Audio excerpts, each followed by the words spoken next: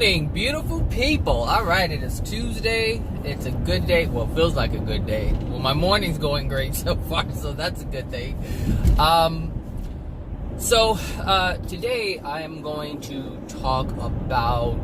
Well, I had a choice. I asked someone on Facebook, which one should I do?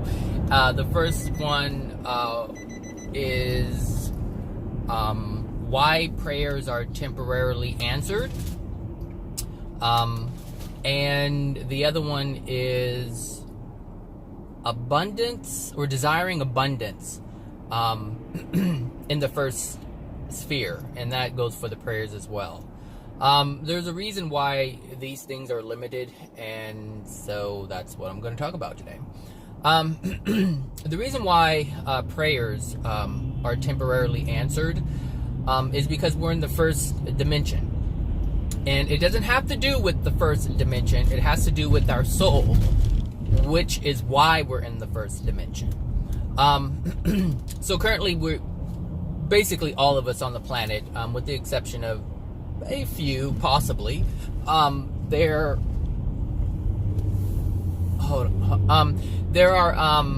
all in the first dimension for the most part. And what that means is that our soul is in an extremely degraded state.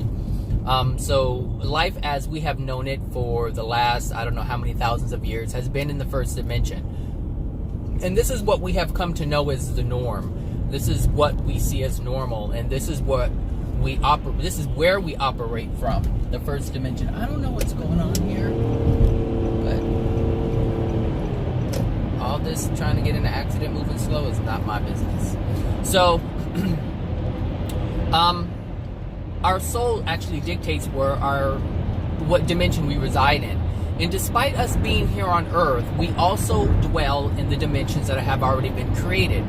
So, and the reason why that is because the dimensional spaces that we know of,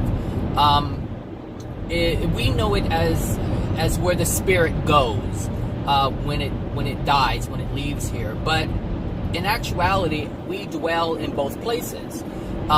So our spirit body dwells within a specific dimension dependent upon our soul. And our soul is dwelling, and the reason why that is because our soul dwells in the dimensions that are available in what we call the spirit world. So these dimensions, these levels of love, is basically what it is.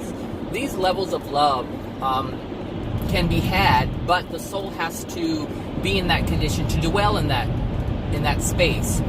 And if we don't dwell in a higher space, that means that we don't have the love that is required in order to dwell in that space. So sixth dimension exists, but we cannot dwell in the sixth dimension if we don't have that amount of love within our soul in order for the soul to occupy that space. Now, being that we are in the first dimension and we have dwelled here for thousands of years, like I said, we have learned to create from this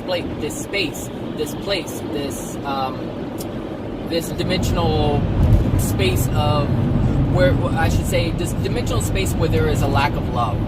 And since our spirit body dwells there, we dwell there. And we are governed by the space that we occupy in the spirit world. So it's not that we die and we go to this place, it's that we die, what we know as death, is we die and we become aware of where we have always been. We have never left the spirit world. We have never left the dimensional space that we call the spirit. I was wondering why my seat was getting hot. My seat warmer was on. Hold on a second.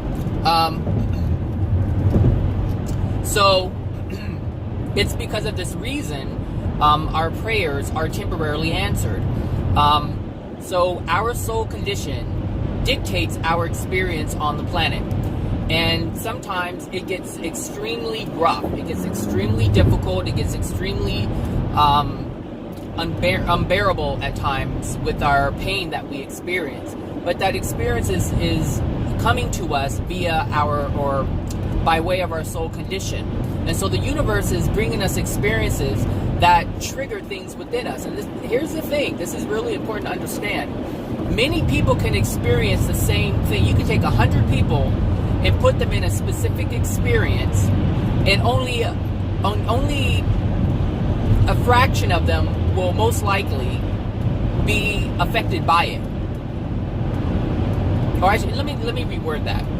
Only those who have emotional injuries due to that situation will be triggered by it. Everyone else will not have a problem.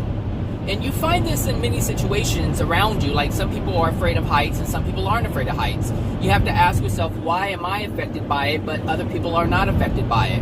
Some people are afraid to drive and some people are not afraid to drive. And so you have to ask yourself, why am I affected by it and why is that person not affected by it? Well, the answer to that, and the answer that will always be for any situation that you look at in this way, is the emotional injuries that are the emotional injuries that are within our soul. Our soul dictates everything. I've said this time and time again. Some people get it, some people don't. Some people get it intellectually, but some people don't get it on an emotional level. But we have to ask ourselves, why am I being affected by certain things? And an example that I like to use a lot is the whole racial thing, because it's something that plagues our country.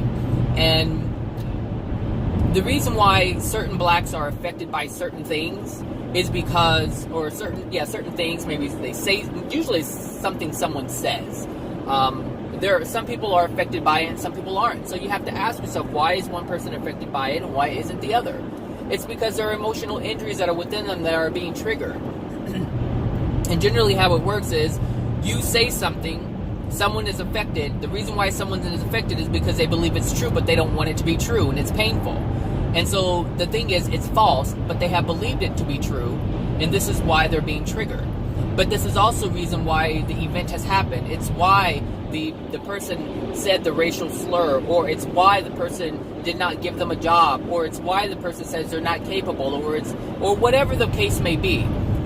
It's always something that's within our soul, and it's within our soul, and this is why we're in in the first dimension, because we hold so much pain within our soul, and covering that pain is a lot of fear, and covering that fear is a lot of anger, and then rage, and then you keep going and going and going until you get depressed and you don't feel anything at all. And that's really a bad place to be, is when you're depressed, because you don't know what to do. You don't want to feel angry, you don't want to feel sad, you just don't want to feel anything, and you're just there. You're not feeling anything at all. So you can't really enjoy anything, and you can't get angry at anything, just like you don't care anymore and you give up. That's a very bad place to be. Depression is it's no joke. And this is why people choose suicide or lean towards suicide or thoughts of suicide, because the soul is designed to experience and explore, to have different types of interactions with things and get some kind of feedback from it. And so when the soul is not able to do that, when the mind is no longer able to conjure up anything, because that's what really is happening. You know, there's a lot of injuries within the soul. We try to use our mind to make it better, and it doesn't happen. It can't happen anymore. There is nothing that you can do to trick yourself, and so you're left with just not feeling anything at all, because the only thing that is left is feeling the pain, and that's sad. And you don't want to feel sad, so then you fall into a depression where you don't feel anything at all. And that's why people, and that's like I said, that's a bad state, because that's when you start thinking about suicide, because now it's like, you want to feel something. You want to feel angry, or you want to feel sad, or you want to feel happy, and you want to feel joy, but you can't. You just can't. And so people rather just check out. They just want to check out. So the reason why the prayers are not answered, the reason why prayers are temporarily answered is because God gives you grace. Like, God is a loving entity. It's a loving parent. Whatever you want to call it, he, she, whatever, it doesn't matter what you call it. It's an entity. It has both masculine and feminine energy, which is why we have both masculine and feminine energy. We are made in the image of. There's a lot of characteristics that we hold that dwell within the Creator. So we have the potential to be God-like. We have the potential to be loving. We have the potential to be good. We have the potential to be all these different things. Compassionate, understanding. We have all this that the Creator has. We have the capacity to have within ourselves as well. Maybe not to the extent of the Creator, but there's no telling what's to come for the human soul that transforms into the many different things, because I've said it before, we're human, we're a soul, but our soul is of a human nature. We're considered having a human soul. But once we move into the 8th dimension, the 7th, 8th dimension, we become a celestial being. And our soul is transformed, and we are no longer a human soul. We're a celestial soul. We're a celestial being.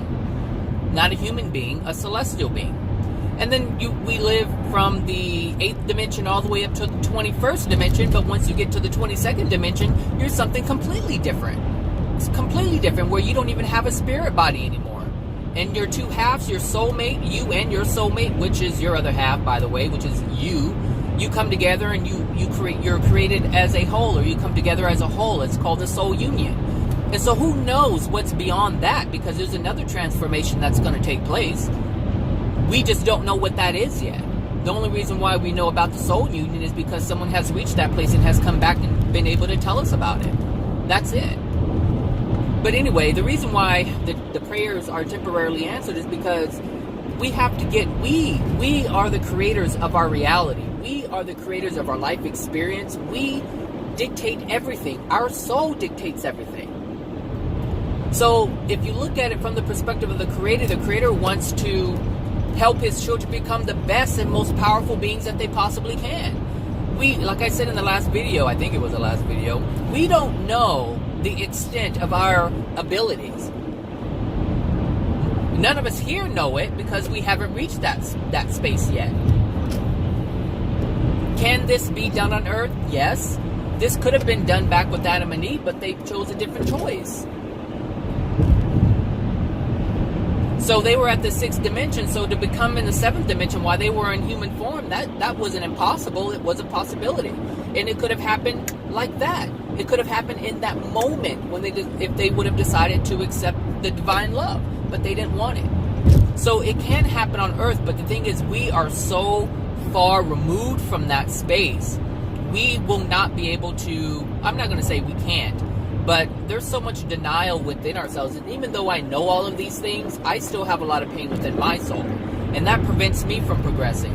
So I have to get on board 100% with releasing all of the things. And if AJ still, if AJ knows about it and has been there and he's still having trouble dealing with it, I mean, we have to give ourselves some credit in terms of any progress that we make.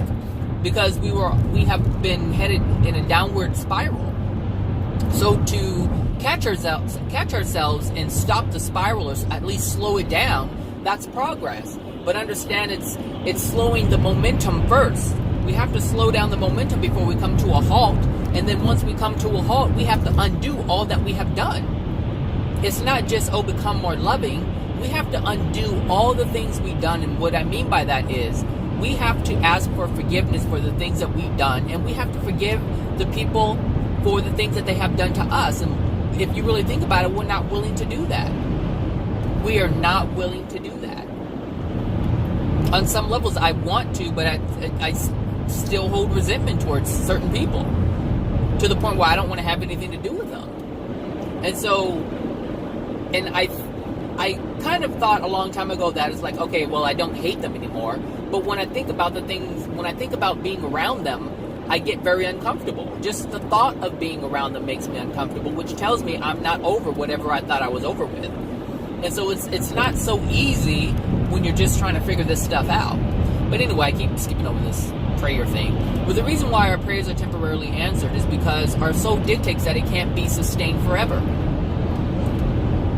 A lot of the things that a lot of the prayers that we ask or we pray for or whatever, we ask because we're experiencing pain.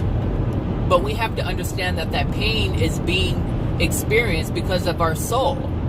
The Creator is not going to grant you all things that you desire if your soul is in a degraded state. Because the whole point of you being the soul is to be able to have the power to manifest for yourself. And that's difficult to do when we're in the first dimension, because we can't manifest just like that because we're in a dark space. We're in a dark place. Our soul is degraded. There's a lot of pain within it. And this is the result of being, this is the result of living in the first dimension. We don't have access. But here's the thing, being on Earth, we have an opportunity to experience love and experience grace and experience the beauty and experience free will and choice and all these things that we have available to us, love, all understanding, compassion, all these different things we're able to experience while we're here on earth.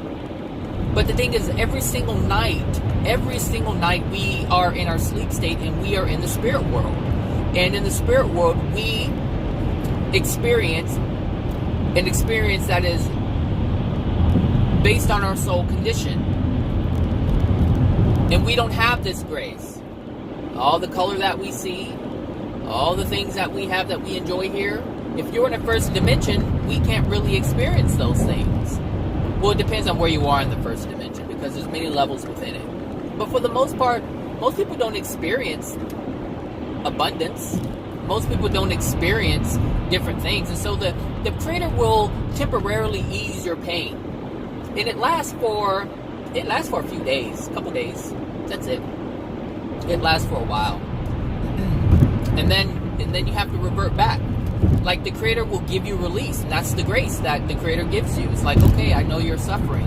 I can see that, I can tell, I can feel that you are becoming overwhelmed. So let me take this away from you for a moment so you can gather yourself. But that's really what it's for, is to gather yourself. Because we can't think clearly when we're in pain. And so when we ask to help relieve the pain that we're getting, the prayer is answered. But sometimes it's answered and sometimes it's not. And it's not because the Creator isn't responding to you. It's because you're not praying correctly. And there is a way to pray.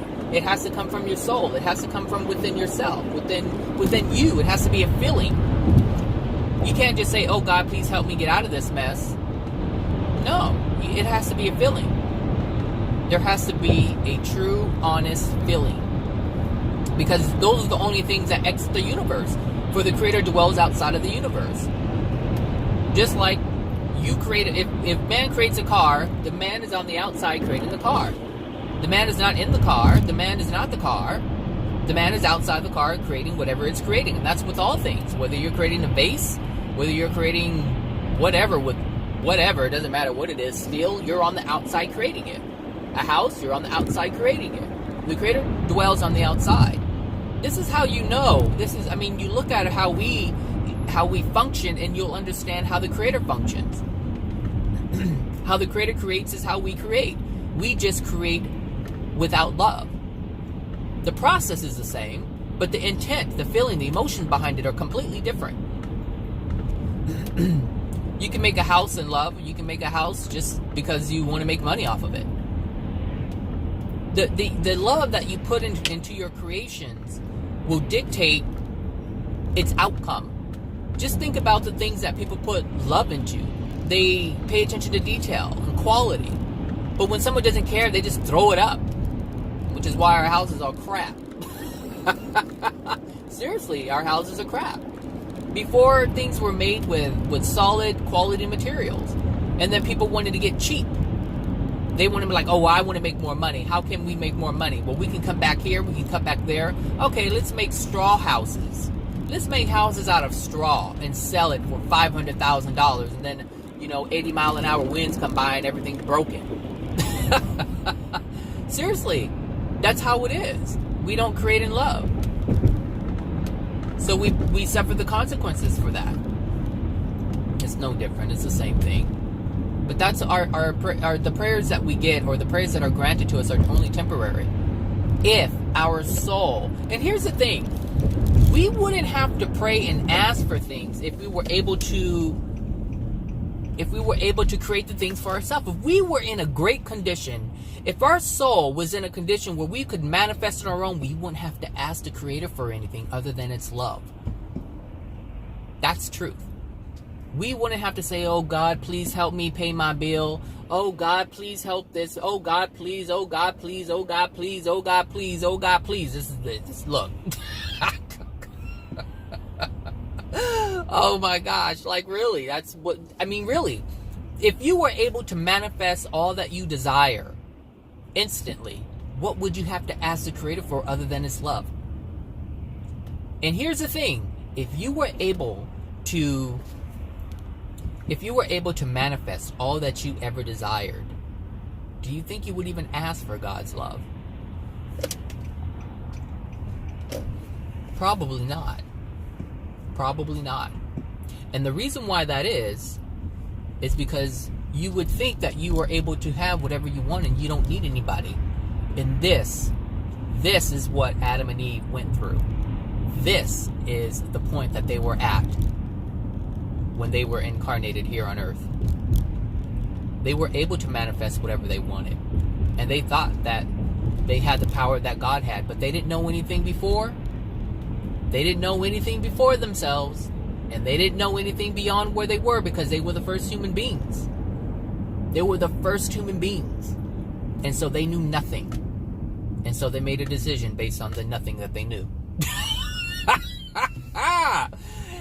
But really, they were able to manifest whatever they wanted. They were created in that state. They were created in a perfection where they were able. That's what the Creator created. A being that is able to create and manifest whatever it desired in that moment. Just like that. And so they thought they didn't need the Creator. They thought they didn't need the Creator's love because they could have any and everything they wanted. And so this brings me to the next thing about abundance that we desire. We desire abundance because we believe that we will feel better in having it. But understand, we only desire these things. We only desire abundance, whatever that may be for you, because it's different for everybody. We may desire those things, but it's only because we don't have love within ourselves. So whatever, it's meaning we don't feel good about ourselves, about our situation. So we buy things in hopes that it will make us feel different. And here's the thing, and if you've ever bought something, then you'll know what I'm talking about. There's excitement in the idea of being able to buy something. And then there's excitement at the idea of having whatever that is. But it's only temporary. It's only short-lived. It's short-lived.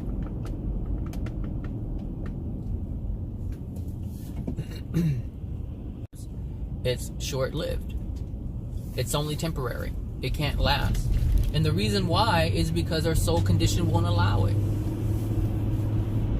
Our soul condition will not allow it. It's too dark to sustain that.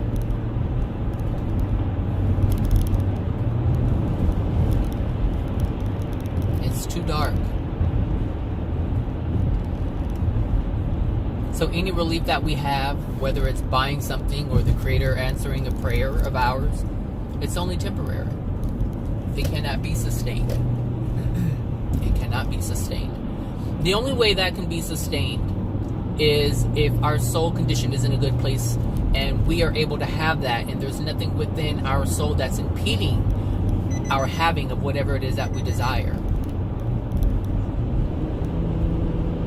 That's the only way. So our soul has to be in a good condition in order to be able to have whatever it is that we desire. I mean, and it can be anything. It could be anything. It could be you want a house. It could be you want a car. It could be you want some clothes. It could be you want to be able to have food. It could be that you have a refrigerator to have food, to be able to put food in. Some people have a refrigerator and they can't even put food in it. And that's based on their soul condition. Some people want to have a baby and they can't. And that's because of their soul condition. Some people have children with abnormalities, and that's because of their soul condition, combined with the person that they had sex with. All those emotional injuries. All the emotional injuries affect everything that we have. It dictates whether we have it or we don't have it. Naturally. You can use your willpower to create anything you want because you can't manifest it naturally. meaning how you were designed to be able to manifest something. You can use your willpower to have all that, meaning you can start a business. But the thing is, you have to engage in unloving things in order to have that. Yep, you have to, because that's the only way you can have it. You can't have it if you live in love, because your soul doesn't dictate that you can have that. So you have to do unethical things and immoral things at times in order to have what you have. And we don't see it that way, because we know life to be how it has always been, how we have always known it. Our history books just tells of the condition that we were in. It just tells us of how we use our willpower to make things, to have things. But our soul condition dictates everything. And it's because we're in the first sphere. In the first sphere, you can't manifest anything. If you listen to some of the videos, the spirit discussion videos on my page or on the Divine Truth page, you will hear these spirits talk about their experience in the first dimension and how it's dark and how they can't have all kinds of things. And there's nothing there. They can't get out. That's a first dimensional experience. And a lot of people would be in that space if they were just solely in the first dimension. This is what they experience in their sleep state. Well, not completely, but similar, because you still attract the types of things that you're fearful of. You still attract what you are. So if you're a rageful, hateful, spiteful person, these are the people that you would interact with. Which is why we don't remember it. We choose not to. And people say, well, no, I want to remember. But you can't even remember when you were molested, or you can't remember when you were raped, or you can't remember when you were hurt as a child.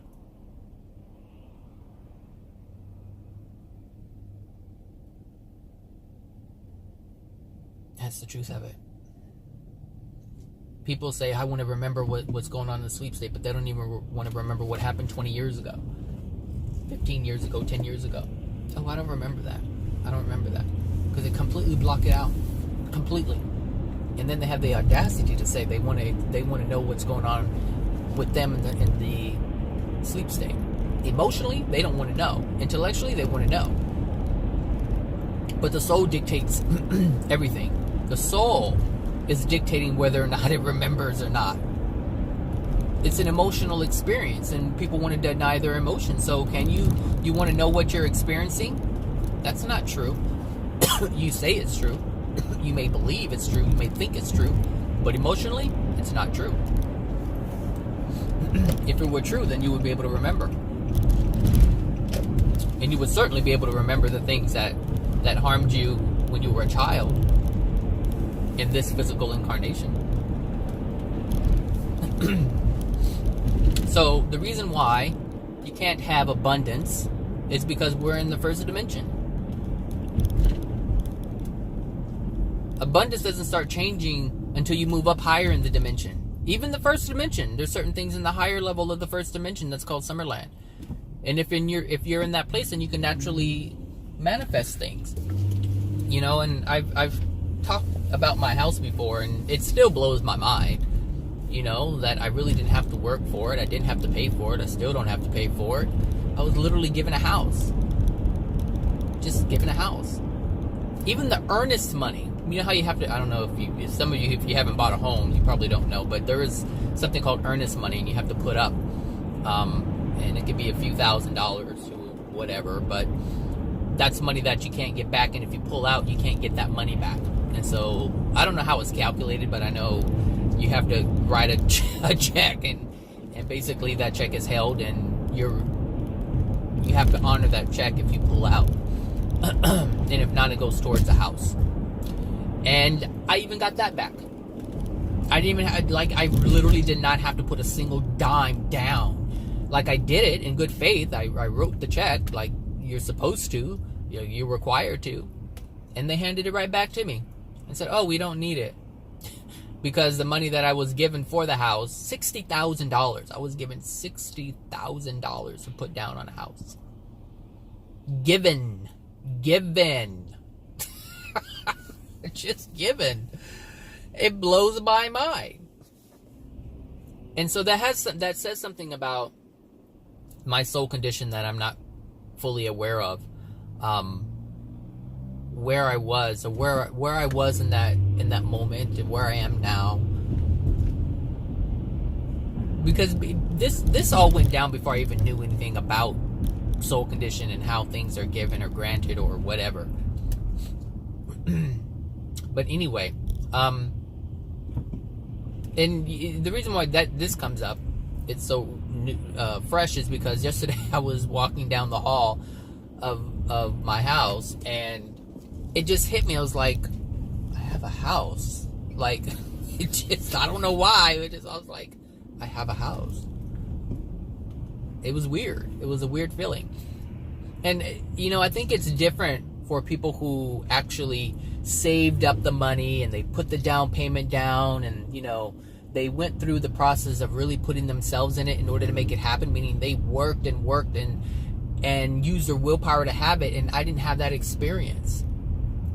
I didn't have that experience of having to use my willpower to have it. It just happened. It just came to me. Yep. So, and that's one of the things. It's like, because I say I don't know where I am in terms of the dimensional spaces, but I don't believe I'm in as dark of a place as I think I am, or thought to be, or think that I am. Yeah, because I thought myself to be in a more degraded state, but when I'm looking at the events in my life, that's how you know where you are. It's like I can say this, and I can help people understand where they are, where they may be, but it's always difficult to look at self. That's one of the things that is really hard to do, is to look at self. Because you're in it, which is why I like to use other people as guidelines, as some type of reference, because when I see what they're experiencing, I'm like, whoa, well, I'm not experiencing all of that, so I have to be in a better place. That's how you determine where you are, is what are you really experiencing. Like, I don't have a lot, but there are times when certain things do come up, and it's based on my emotions, on my soul condition. But when things happen, I'm like, oh, good, I'm glad it happened. Now I can identify something else to try to release it, because that's the whole point. That's the whole point, is to get rid of the emotional injuries that are within. And you can't do that unless you know what they are. And this is why we have the events that we have. All the painful events that we have is to help us be more clear as to what's dwelling within our soul. Like that. That's how you do it in Los Angeles. I mean, my law of attractions are, I don't know, they're interesting because they're not so severe, they're not so severe. But whatever I do experience, they're severe for me, I guess. In reference, if I put myself against someone else, then no, they're not as severe. But at the same time, if I put myself against someone else, they're severe. So it really depends. But the whole goal, the whole point is to not have any painful moments. And so I think a lot of my law of attractions have changed. And a lot of my law of attraction has been the anger that I had towards others. And I've released some of that. Now I just have the pain from that I've experienced from others. And I'd rather have that than to be angry, because it's another layer that you add on top of it when you're angry. I'd rather be sad than be angry. Just be sad, and that way you can feel the emotions that are in there and release them. But being angry, you just kind of you're not able to see clearly, and you're stuck on this hamster wheel. It stinks out here. So yeah, the reason why you can't have abundance naturally meaning you don't have to work for it, is because of your soul condition. The soul condition being in the first dimensional space. So, if you take away, let's just say this. If you have to work for everything that you have, and nothing is ever given to you, you get no assistance from anyone. Take that experience and then take away everything here on earth.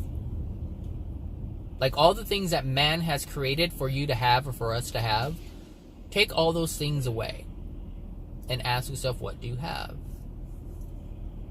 Do you have the support of others? Do people treat you badly? Take away all the possessions and just focus on how people treat you. Do people lie to you? Do people manipulate you? Do they use you? Because this is what you're going to experience in the spirit world. Do they take advantage of you in a myriad of ways? You have to ask yourself how people are treating you. Not how you feel when you have things. Because remember, take all the things away, because none of these things are in the spirit world for you. Meaning none of man's creations are there for you to have. You have to manifest for yourself. This is why we're here, to learn how to manifest. But we're not learning. And this is why spirits are so shocked when they pass, because they can't understand why they are where they are. Listening to this video, you now have an idea as to why you will be where you end up when you pass. And many people, they don't hear these things. They have no idea that these things are happening, or these things are going to happen. So you have an edge. An edge in terms of knowing what's going on, rather, and not so much as changing, because you have to change in order to experience something different. But if you do experience whatever you're experiencing, at least you know why. At least you know it has to do with your soul. At least you know it has to do with the pain that's within your soul. Like I said in the last video, or the video before that, is my words are not for you to believe. It's just information for you to have. You have to look at it and see if it's true or not for yourself.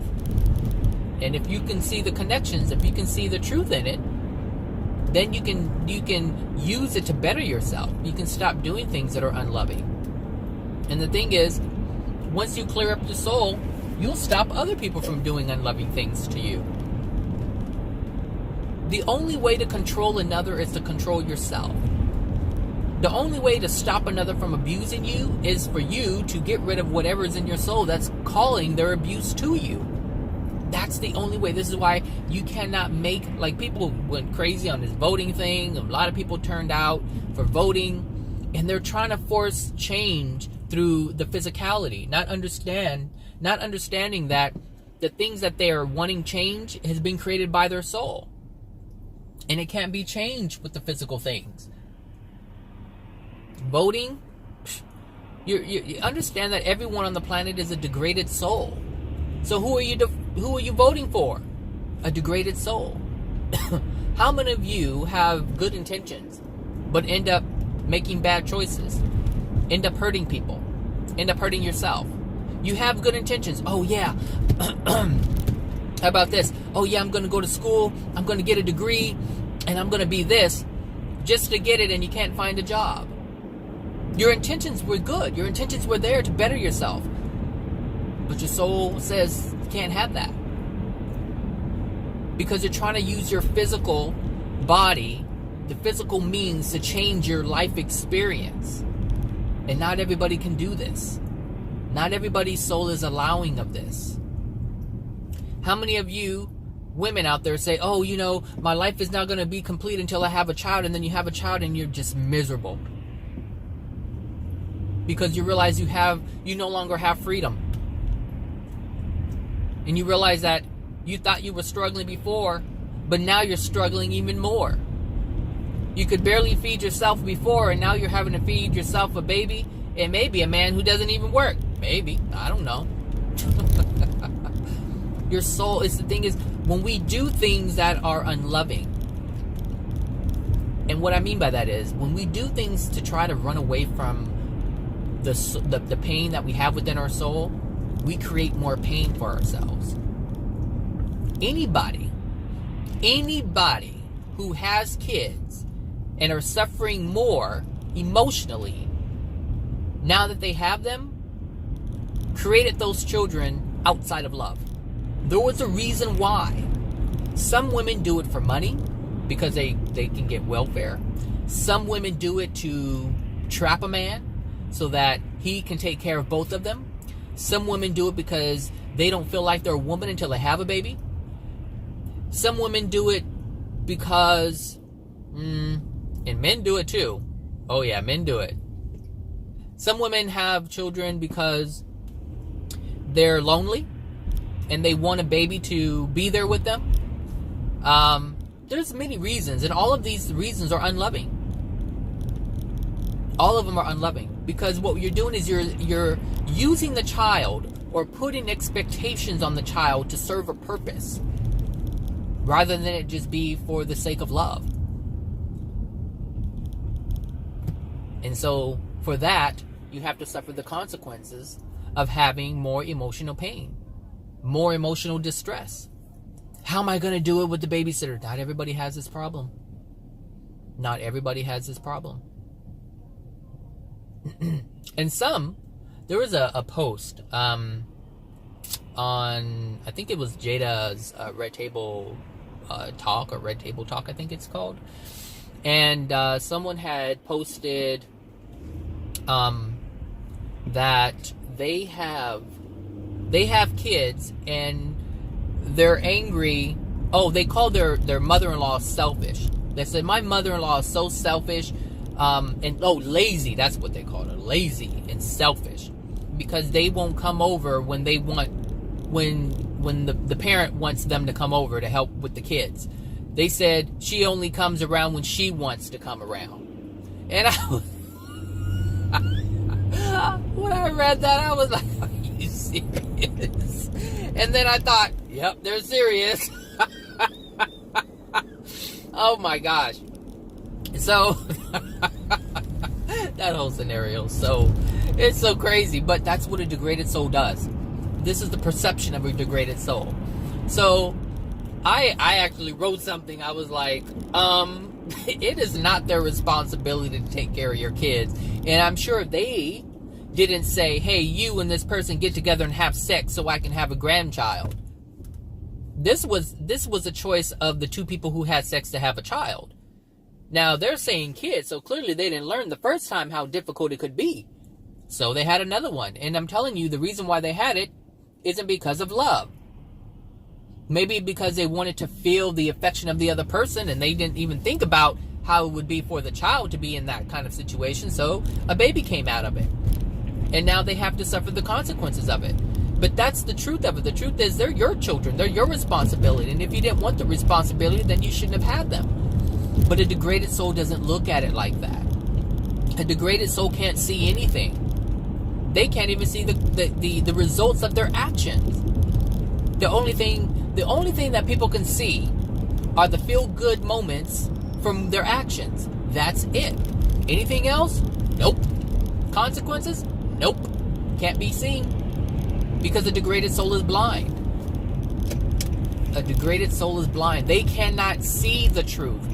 And they don't even have the foundation of truth to be able to see what is untrue. What is the underlying harmful thing that resides there. You have to increase your soul condition in order to have love. Because love is truth. You have to increase your soul condition. Well, here, I should say this. Truth is what increases your soul condition. Truth is what allows love into your soul, which increases your soul condition. Because if you have truth, you make loving choices. And if you make loving choices, you live in truth. So every time when I say things, that I know some people don't like the things that I say, and that's fine.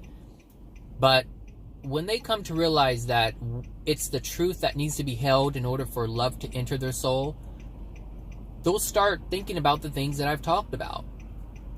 I'm not saying anything that the things that I say, they seem like it's taken away from your freedom, it's taken away from your joy, it's taken away from your pleasures. And the thing is, it's taken away from your pleasures, but you're not understanding, or people aren't understanding, that those pleasures are coming from unloving things. Like when we joke about someone, we're making fun of someone's misfortune. Like, there's billions of dollars that are made off of comedy.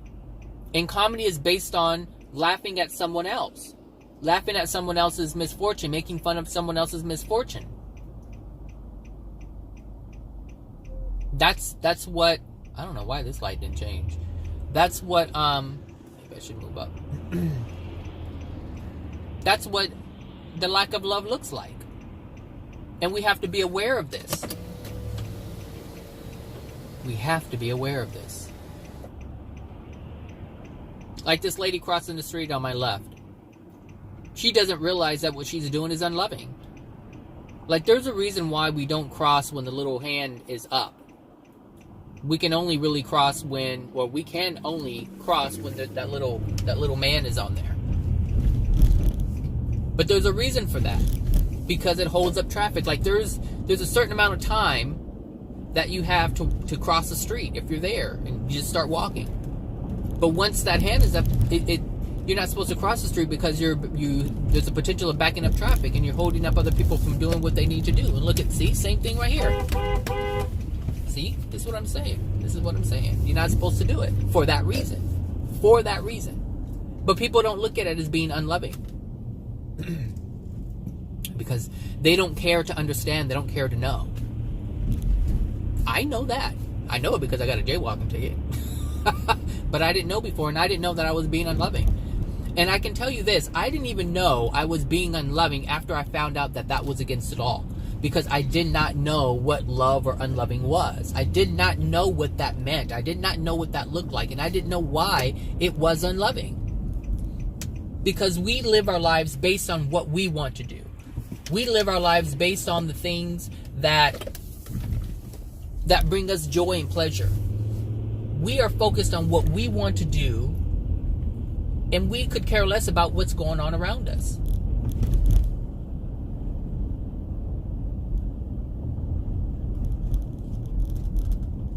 This is the truth of it. This is the truth of it. So to live in love, we have to be loving. We have to be aware. We have to be conscious of other people that are around us. We have to understand not to do anything that is unloving, that is taking away someone's free will. We have to understand not to do things that are,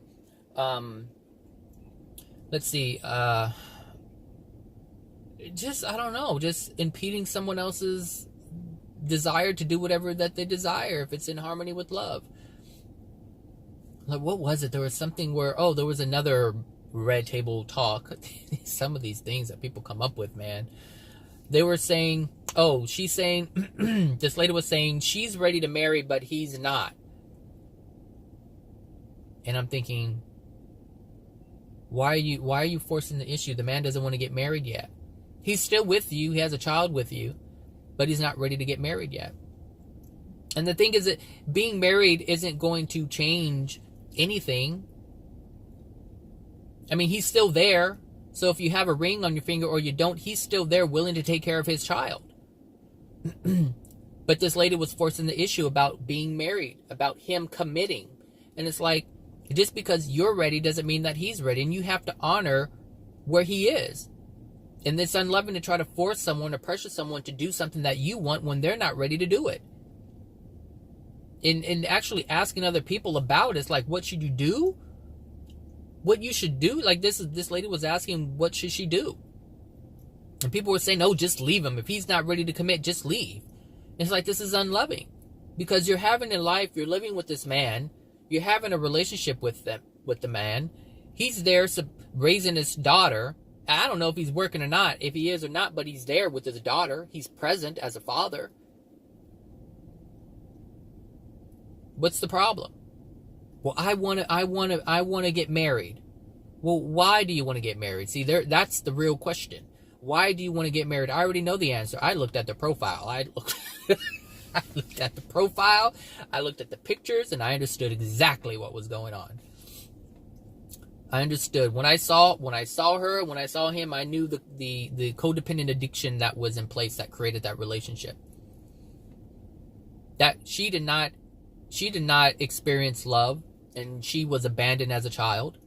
I should say she felt abandoned as a child. He didn't have a voice, and he really didn't have a choice. He was pushed into things. He doesn't really have a voice of his own. So to be pressured to do something, it feels like he's paralyzed. And I was looking at it. I was like, okay, he didn't get a lot of love. And so he got in where he could fit in, and those people really weren't loving, and he did things that he didn't want to do, but because he didn't have love and he wanted, or because he didn't want attention, because he didn't get attention and that's what he wanted, he chose to involve himself in things or involve himself with people who were giving him pseudo love, if you will, a fake sense of being, a fake sense of worth, and that's not what was true. And so he's dealing with a lot. She wants, he wants attention. She gave it to him. She was happy that she got any attention at all. And that's the codependent relationship. And I saw that immediately. And I was like, just a mess. Anyway, hold on. I'm going to come right back. Okay. I'm back. This thing is a mess. But here's the thing, my ability to see people's lives. I remember I was talking maybe about last week, I think it was. I think I mentioned I was talking to this guy. He was in his late 20s, I believe, and he had a kid or whatever. And as I was talking to him, what I did was I told him who he is. I was like, this is what you've experienced. This is what you've experienced as a child, blah, blah, blah. And he was like, whoa. He goes, he said,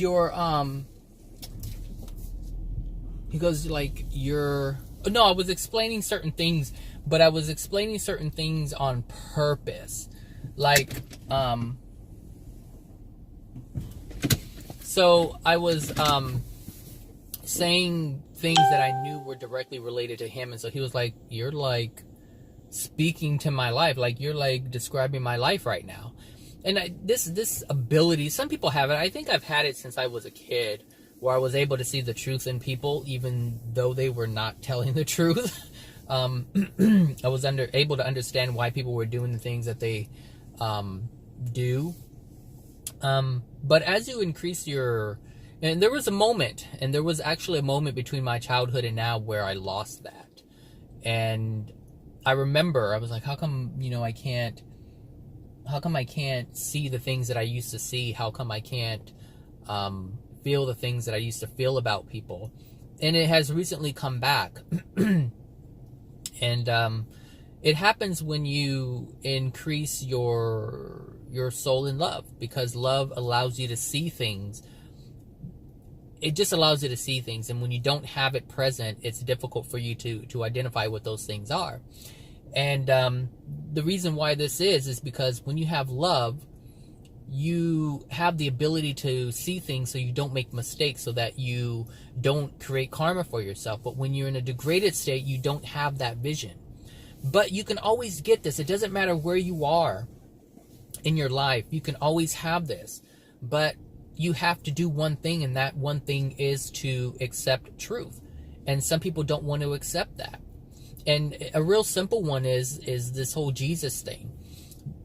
Some people believe that Jesus died for our sins.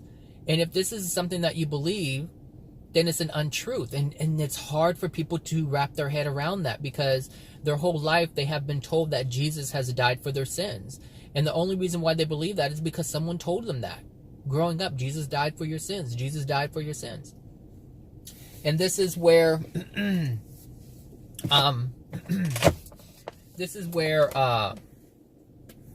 things get tricky for people, because hold on a second, I'm chopstick.